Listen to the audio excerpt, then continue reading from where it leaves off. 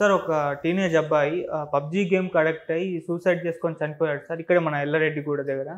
So, ఎందుకు ఈ విధంగా ఈ గేమ్స్‌కి అట్రాక్ట్ అయ్యి ఇలా వైలెంట్ మోడ్‌లోకి వెళ్తున్నారు? దీనికి గల కారణాలేంటి సార్ అసలు? ఎల్లారెడ్డిగూడలో ఆ అబ్బాయి పేరు అఖిల్. డిగ్రీ ఫస్ట్ ఇయర్ చదువుతున్నాడు. ఆ అబ్బాయికి 2018లో నాన్న చనిపోయాడు. అమ్మ జయ అని ఆమెతో కలిసి ఉంటున్నాడు. మొన్న బుధవారం నైటు ఆమెకి ఒక వాట్సాప్ మెసేజ్ వచ్చింది కొడుకు నుంచి.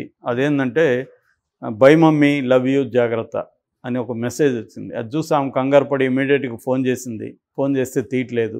దాంతో ఆమె ఎక్కడో బయట ఉండింది. అక్కడ నుంచి పరుగున వచ్చి ఏమైపోయాడు అని చూస్తే తలుపు లోపల లాక్కేసుకుంది. పిలిస్తే పలుకు లేదు. దాంతో వాచ్మెన్ని పట్టుకొని పక్కింటి వాళ్ళని పట్టుకొని మొత్తానికి తలుపులు బద్దలు కొట్టి చూస్తే లోపల ఊరేసుకుని చనిపోయినాడు. అప్పటికి దించి హాస్పిటల్కి తీసుకెళ్లారు. అప్పటికే చనిపోయాడని హాస్పిటల్లో చెప్పారు. సో దాంతో ఆమె పోలీసులకి ఏం చెప్పిందంటే, ఈ కుర్రాడు 3 నెలల నుంచి నైట్ అండ్ డే పబ్జీ ఆడుతున్నాడు. నేను ఎంతో చెప్పి చూసినా కూడా వినట్లేదు. కాలేజీలకు కూడా వెళ్లకుండా 3 నెలల నుంచి ఇంట్లోనే కూర్చొని అడిక్ట్ అయిపోయాడు పబ్జీకి. నేను ఏం చేయాలో నాకు తెలియదు. నా బతుకు తెరువులో నేను ఉన్నాను ఒక పక్క లైవ్లీహుడ్లో. సో ఇప్పుడు ఇది జరిగింది అనేది ఆమె ఏడుస్తూ చెప్తుంది. సో ఇది బేసిక్గా మనకి ఇక్కడ జరిగింది. ఇలాంటివి నేను కొన్ని రాశాను. ఎలాంటి అంటే వైలెంట్ బిహేవియర్లు ఎలా ఉంటాయి అనేది ముందుగా చెప్పుకొని దాని తర్వాత కారణాలు ఇవన్నీ చెప్పుకుందాం. యాక్చువల్గా పబ్జీ గేము ఆడేవాళ్ళు సంఖ్య ప్రపంచవ్యాప్తంగా తీసుకుంటే దాదాపు 2.5 నుంచి 3 కోట్ల మంది ఈ గేమ్ ఆడుతున్నట్టుగా ఒక డేటా ఉంది. అయితే ఇండియాలో అనేక చోట్ల వైలెంట్ బిహేవియర్ ప్రపంచవ్యాప్తంగా కూడా వైలెంట్ బిహేవియర్ ఉంది. ఫర్ ఎగ్జాంపుల్ అమెరికాలో యాంటీ సోషల్ బిహేవియర్ ఉన్న వాళ్ళల్లో 5% పబ్జీ గేమ్ ఆడేవాళ్ళు అనేది అమెరికాలో డేటా ఉంది. ఇండియాలో కూడా గత కొంతకాలంగా పబ్జీ గేమ్ ఆడుతున్న వాళ్ళు ఆత్మహత్యలు చేసుకున్న సంఘటనలు ఉన్నాయి, హత్యలు చేస్తున్న సంఘటనలు ఉన్నాయి. ఆ మధ్య మచిలీపట్నంలో ఒక కుర్రవాడు పబ్జీ గేమ్ ఆడుతూ నిద్ర ఆహారం కూడా మానేశాడు. మానేసి ఫుడ్ సరిగా తినకుండా పడిపోయాడు. పడిపోతే హాస్పిటల్కి తీసుకెళ్తే చనిపోయాడు అతను. అంటే జస్ట్ పబ్జీ గేమ్ ఆడుతూ ఫుడ్ తినకుండా ఉండడం వల్లే చనిపోయాడని చెప్పారు డాక్టర్లు. అంటే ఫుడ్ కూడా తినాలనిపించలేదు అతనికి. ఇక కొన్ని సంఘటనలు చెప్పాలంటే, లక్నోలో 16 ఏళ్ల అబ్బాయి వాళ్ళ అమ్మ పబ్జీ గేమ్ ఆడొద్దని చెప్పిందని వాళ్ళ నాన్న దగ్గర లైసెన్స్డ్ పిస్టల్ ఉంటే ఆ పిస్టల్ తీసుకొని వాళ్ళ అమ్మని కాల్చేశాడు. వాళ్ళ నాన్న ఎక్కడో మిలిటరీలో ఉన్నాడు. పిస్టల్తో వాళ్ళ అమ్మని కాల్చేసి వాళ్ళ 9 ఏళ్ల పాపని బెదిరించాడు. నువ్వు కానీ ఈ విషయం చెప్తే నేను కూడా చంపేస్తాను. వాళ్ళ అమ్మ శవాన్ని ఇంట్లో 2 రోజుల పాటు పెట్టుకొని రూమ్ ఫ్రెషనర్ చల్లాడు.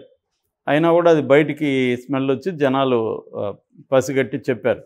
ఇది కారణం ఏంటంటే పబ్జీ ఆడొద్దని వాళ్ళ అమ్మ చెప్పడమే, ఇంకా వేరే ఏం లేదు.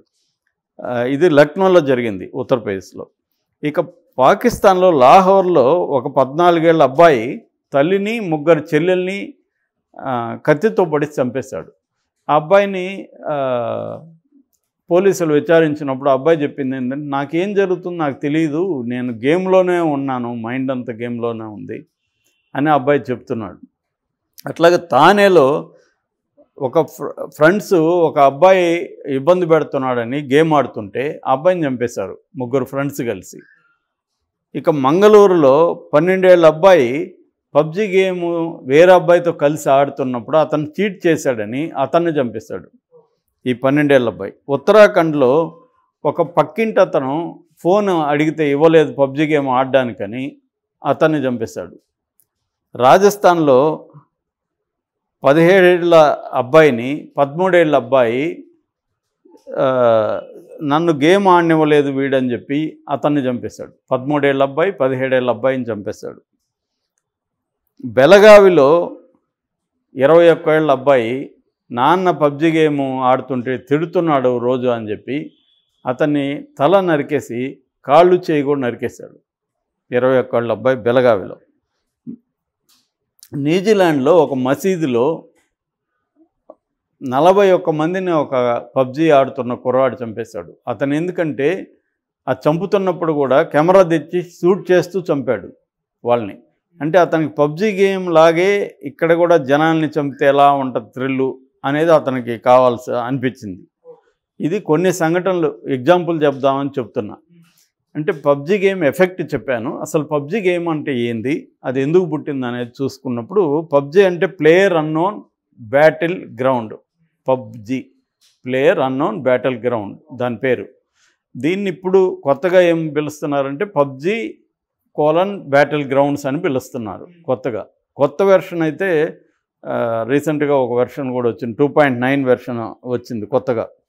సో ఈ పబ్జీ గేమ్ అనేది ఎట్లా వచ్చిందంటే 2000లో జపాన్లో బ్యాటిల్ రాయలే అనే ఒక సినిమా రిలీజ్ అయింది. ఆ సినిమాలో ఏంటంటే థీమ్ ఏంటంటే అక్కడున్న జపాన్ ప్రభుత్వము, నిరంకుశత్వ ప్రభుత్వము ఒక స్కూల్లో విద్యార్థులందరినీ ఒక దీవిలోకి తీసుకెళ్ళి దించేసి వాళ్ళకి ర్యాండమ్గా ఆయుధాలు ఇచ్చి ఒకరినొకరు చంపుకోమని చెప్తుంది. బతికితే వాడు హీరో, ఎవడు ఒకడే హీరో అవుతాడు. మిగతా అందరూ మెల్లమెల్లగా దీవి ఏమవుతుంటుందంటే నేరో అయిపోతుంటుంది. ఆ నేరో దగ్గర వీళ్ళందరూ నేరో దీంట్లో చంపుకోవాల్సి వస్తుంది ఒకరినొకరు. సో ఇది బేసిక్ థీమ్. అది అప్పట్లో అది పెద్ద సంచలనమైంది. అది కూడా అంతకుముందు నవల బేస్ చేసుకుని సినిమా తీశారు. దాన్ని కొన్ని దేశాలు బ్యాన్ చేశాయి. అమెరికా లాంటి దేశాలు చాలా కాలం బ్యాన్ చేసేదాన్ని ఆ సినిమాని. దానివల్ల చాలా ఆత్మహత్యలు ఈ బాటిల్ రాయలు చూసి ఇలాగా చాలామంది పిల్లవాళ్ళు ఒకరినొకరు చంపుకోవడానికి ట్రై చేశారనేది కూడా అప్పట్లో సంచలనం రేపింది. అది one of the biggest hits కూడా, చాలా సక్సెస్ఫుల్గా ఆడింది కూడా సినిమా. ఆ తర్వాత కూడా ఇంకొక సినిమా అలాంటిది తీద్దామని డైరెక్టర్ అనుకున్నాడు, కానీ అతను క్యాన్సర్ వచ్చి చనిపోయినాక దాన్ని ఎవరు తీయలేదు.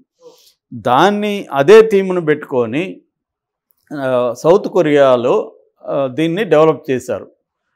దీన్ని మళ్ళీ చైనా వాళ్ళు క్లోనింగ్ చేశారు చాలా పబ్జీ. దీనికి ఇప్పుడు పబ్జీ స్టూడియోస్ అనే ఒక సంస్థ ఈ గేమ్ని నిర్మించింది. క్రాఫ్టన్ అని వాళ్ళు దీన్ని డిస్ట్రిబ్యూషన్ అంతా కూడా వాళ్ళు చేస్తున్నారు. ఈ పబ్జీ గేమ్ ఏంటంటే కొంతమందిని హెలికాప్టర్లో పారాచూట్లలో ఒక దీవిలోకి దించేస్తారు. వాళ్ళ దగ్గర డిఫరెంట్ ఆయుధాలు ఉంటాయి.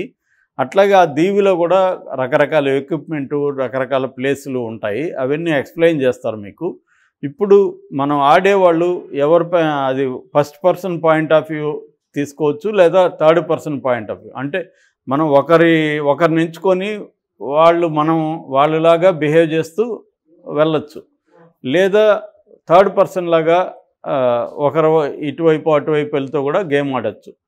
సో ఈ గేమ్ ఎందుకు ఇంత పాపులర్ అయిందంటే ప్రధానంగా 2 కారణాలు. ఒకటి, ఈ గేము సింపుల్గా ఉంటుంది. అంటే దీనికి పెద్ద పెద్ద కంప్యూటర్లు అవసరం లేదు, ఎనీ స్మార్ట్ ఫోన్ చాలు, సర్వర్ స్పీడ్ చాలా ఉంటుంది. రెండోది 24 hours అందుబాటులో ఉంటుంది, ఎప్పుడైనా ఆడుకోవచ్చు, అర్ధరాత్రి కూడా. అటువంటి ఎవరైనా అందుబాటులో ఉండే గేము. రెండవది ఇంటరాక్టివ్. ఇది ఆడుతూ ఫ్రెండ్స్తో చాట్ చేయొచ్చు, ఫ్రెండ్స్ని కూడా ఇన్వాల్వ్ చేయొచ్చు, స్ట్రాటజీస్ ఫ్రెండ్స్ ద్వారా తెప్పుకోవచ్చు. అట్లా ఫ్రెండ్షిప్ కూడా ఇదవుతుంది. మనం ఆ మధ్య కూడా ఒక స్టోరీ చెప్పుకున్నాం. పాకిస్తాన్లో ఒక పెళ్ళైన ఆవిడ ఇండియాలో ఒక అతనితో పబ్జీ గేమ్లో చాటింగ్లో పరిచయం అయ్యి ఇతను లవ్ చేసి వచ్చిందని, పబ్జీ గేమ్ వాళ్ళని కలిపిందని. ఇలాగ ఇంటరాక్టివ్ ఇది, అందువల్ల కూడా ఇది పాపులర్ అయింది. అందువల్ల ప్రపంచంలో ఇది దాదాపు 23 కోట్ల మంది నెలకి ఈ గేమ్ ఆడుతున్నట్టుగా చెప్తున్నారు. ఇక ఈ గేమ్లో ఏంటంటే ఇందాక చెప్పినట్టుగా చంపుకోవడం తప్ప ఏమీ లేదు. ఈ గేమ్ అందరినీ చంపడమే రకరకాల పద్ధతులు. ఇప్పుడు లేటెస్ట్గా వచ్చిన 2.9 వెర్షన్ ఏంటంటే ఒక మంచు ఫాగ్ ఇది ఉంటుంది కదా, ఐస్ ఉన్న ఏరియాలోకి వీళ్ళని దించేస్తారో అక్కడ కొన్ని స్ట్రక్చర్స్ ఉంటాయి, కొన్ని రకాల ఒక వెహికల్ ఉంటుంది, కొన్ని బిల్డింగ్స్ ఉంటాయి. వాటిలో అవన్నీ ఎక్విప్మెంట్ నువ్వు యూజ్ చేస్తూ నువ్వు ఎలాగా నీ ఇతరులని నువ్వు చంపాలి అనేది గేమ్ అనమాట. సో ఇది బేసిక్ ఏంటంటే దీని లక్షణం అడిక్టివ్ అనమాట. ఈ గేమ్ అడిక్షన్ వచ్చేస్తుంది మనకి. అంటే యావరేజ్లో చూసుకుంటే ఒక మనిషి దీనికి అడిక్ట్ అయిన వాళ్ళు 3 నుంచి 7 ఏళ్ళ పాటు ఈ గేమ్ను ఆడుతున్నట్టుగా ఒక సర్వే చెబుతుంది. మామూలుగా మనకు డోపమైన్ అనే ఒక కెమికల్ ఉంటుంది బ్రెయిన్లో. ఆ డోపమైన్ అనేది రిలీజ్ అవుతుంది కొన్ని యాక్టివిటీస్లో. ఫర్ ఎగ్జాంపుల్ నికోటిన్, సిగరెట్ తాగితే డోపమైన్ రిలీజ్ అవుతుంది, డ్రింక్ తాగితే అవుతుంది, డ్రగ్స్ వేసుకుంటూ అవుతుంది, సెక్స్ చేస్తే అవుతుంది, వీడియో గేమ్ ఆడితే కూడా అవుతుంది. ఈ డోపమైన్ రిలీజ్ అవ్వడం వల్ల మనకు ఒక ప్లెజర్ ఇస్తుంది, ఒక హైటెండ్ సెన్స్ ఆఫ్ ఇది ఇస్తుంది అనమాట. ఈ డోపమైన్ అనేది ఏమవుతుందంటే ఇస్తుంది కదా, కొద్ది రోజుల తర్వాత సేమ్ నువ్వు వేరేవేమీ చేయకుండా అదే చేస్తుంటే ఆ డోపమైన్ లెవెల్ పడిపోతుంది. ఆ డోపమైన్ లెవెల్ పడిపోయినప్పుడు నువ్వు డిప్రెషన్లోకి వెళ్ళిపోతావు, నువ్వు వైలెంట్గా బిహేవ్ చేస్తావు, రకరకాలు అవుతుంది. ఈ గేమ్ అనే కాదు, జనరల్గానే వీడియో గేమ్ అడిక్షన్ అనేది ఒక మెంటల్ డిజార్డర్గా 2018లో WHO వరల్డ్ హెల్త్ ఆర్గనైజేషన్ కూడా అనౌన్స్ చేసింది. సో ఈ పబ్జీ అనేది కూడా ఉన్న వాటిలన్నిటిలోకి కూడా ఇది మోస్ట్ అడిక్టివ్, మోస్ట్ పాపులర్ అనమాట వరల్డ్ వైడ్. దీన్ని ఇప్పటి వరకు నేపాల్ బ్యాన్ చేసింది, ఇండోనేషియా బ్యాన్ చేసింది, జోర్డాన్ బ్యాన్ చేసింది, పాకిస్తాన్ బ్యాన్ చేసింది. ఇండియాలో ఫస్ట్ గుజరాత్లో 2019లో గుజరాత్ స్టేట్ బ్యాన్ చేసింది. దాని తర్వాత చైనా యాప్స్ 2020లో దాదాపు 118 చైనా యాప్లు బ్యాన్ చేసినప్పుడు అందులో ఇది కూడా ఉంది, పబ్జీ యాప్ కూడా, ఇండియన్ గవర్నమెంట్. అయితే మళ్ళీ ఇప్పుడు అవన్నీ కూడా మనకి ఏదో రూపంలో అందుబాటులోకి వచ్చేసాయి కాబట్టి ఇది కూడా అందుబాటులోకి వచ్చేసింది. ఇవాళ పబ్జీ కూడా అందరూ ఫోన్లలో చేస్తున్నారు. ఈ డోపమైన్ లెవెల్స్ ఎట్లా ఉన్నాయంటే, ఫర్ ఎగ్జాంపుల్ నికోటిన్, సెక్స్ వీటిలో 55% డోపమైన్ దొరికితే డ్రగ్స్లో దాదాపు 200-250 డోపమైన్ లెవెల్స్ ఉంటే, ఈ వీడియో గేమ్స్ ముఖ్యంగా పబ్జీలో 300, 350, 400 వరకు కూడా డోపమైన్ లెవెల్స్ వెళ్తున్నాయి. అంటే ఇది ఒక సెక్స్ కంటే, ఒక నికోటిన్ కంటే, ఒక డ్రగ్ కంటే కూడా మోస్ట్ అడిక్టివ్ అనమాట. సో అందుకని దీని మీద ఎక్కువ అడిక్ట్ అయిపోతున్నారు. డోపమైన్ లెవెల్స్ దీంట్లో హైగా ఉంటున్నాయి.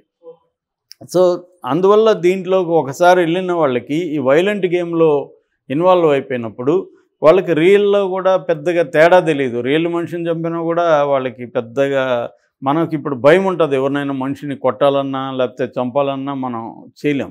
కానీ వాళ్ళకి అలవాటైపోయి మైండ్ అంతా వైలెన్స్తో నిండిపోయి ఉంటుంది. చంపడం, ఎలా చంపాలి అనేదే ఉంటుంది. అది రియల్గా కూడా చేయాలని అనిపిస్తుంది వాళ్ళకి. అంటే సైకలాజికల్గా అడిక్ట్ అయిపోయినప్పుడు వేరే ఏం పని చేయాలనిపించదు, నైట్ అండ్ డే ఉంటారు. దీనివల్ల సైకలాజికల్